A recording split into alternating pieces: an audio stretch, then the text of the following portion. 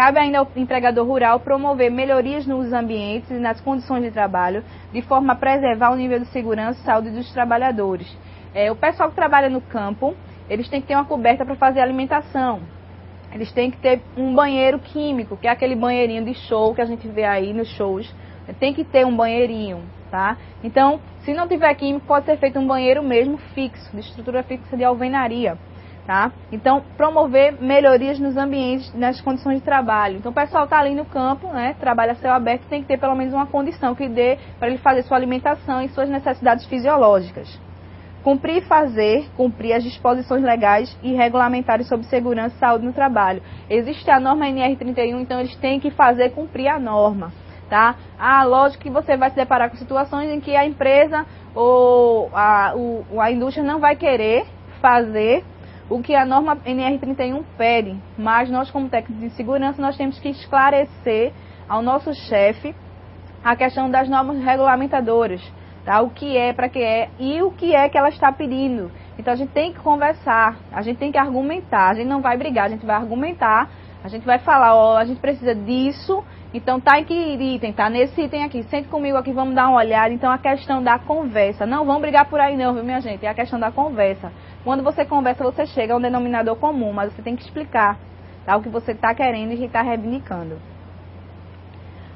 Analisar com a participação da Comissão Interna de Prevenção de Acidentes no Trabalho Rural, que é a CIPA-TR, é diferenciada, né? A CIPA-TR ela é regida pela NR5, só o que muda é a questão da nomenclatura e alguns prazos que nós vamos ver lá na frente, mais na frente no decorrer da aula. As causas de acidentes e doenças decorrentes do trabalho, buscando prevenir e eliminar as possibilidades de novas ocorrências. Vamos supor, a CIPA faz o quê? Ela vai coordenar, vai orientar, o pessoal vai fazer a prevenção. Qual foi o índice maior no mês de agosto? Foi cortes. Então, eles vão bolar, né? A CIPA vai bolar uma campanha preventiva sobre questão de corte para que não aconteça. Se teve 100 pessoas, 100 trabalhadores que se cortaram com o facão, eles vão fazer medidas preventivas para que, se foi 100, minimizar aquilo dali para que não aconteça mais também. Então, eles vão usar medidas preventivas através de palestras educativas, trazendo pessoas de fora para palestrar ali e fazer as ações preventivas. Assegurar a divulgação de direitos e deveres e obrigações que os trabalhadores devam conhecer em matéria de segurança e saúde do trabalho. Então, quando a gente fala a questão de conhecer em matéria de segurança e saúde do trabalho, que é acidente de trabalho, está colocando os direitos, tá, do trabalhador, agora também não esquecendo dos deveres, porque parece que o pessoal conhece mais os direitos do que os deveres.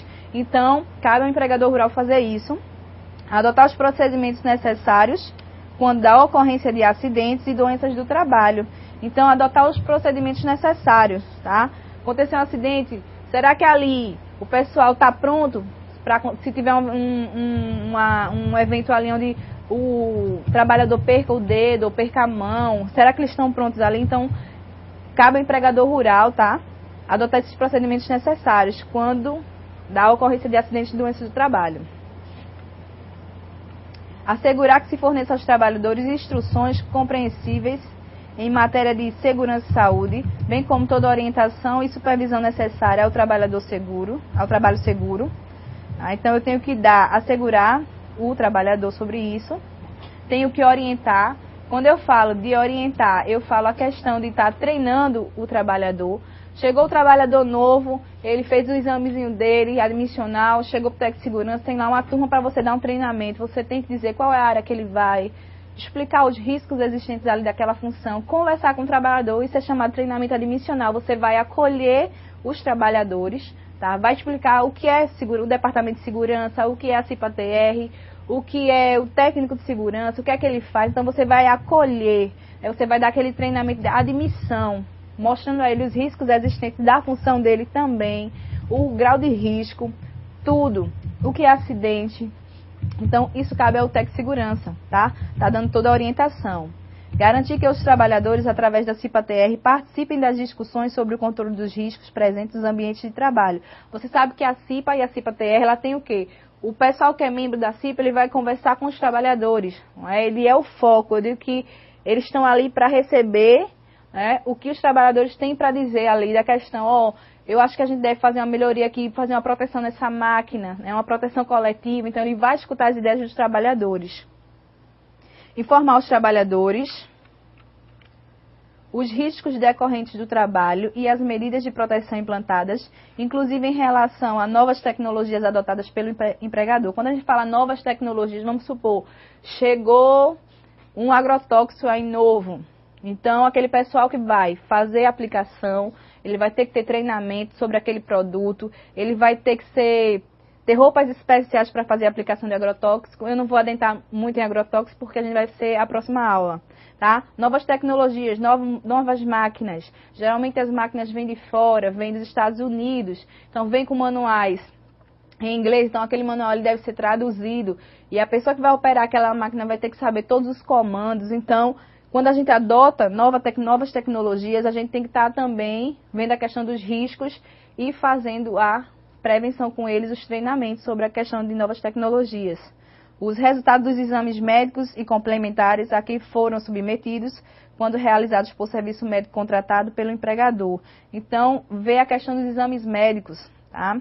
Cabe ao empregador rural ver os complementares, porque geralmente tem funções que pedem o quê? Raio-x do tórax, pede hemograma, pede exame de fezes e de urina, dependendo do que o médico e o PCMSO peça, tá? Porque os exames, eles são pedidos no PCMSO. O médico vai lá, avalia o posto de trabalho e através da avaliação que é feita, ele vai fazer o pedido dos exames.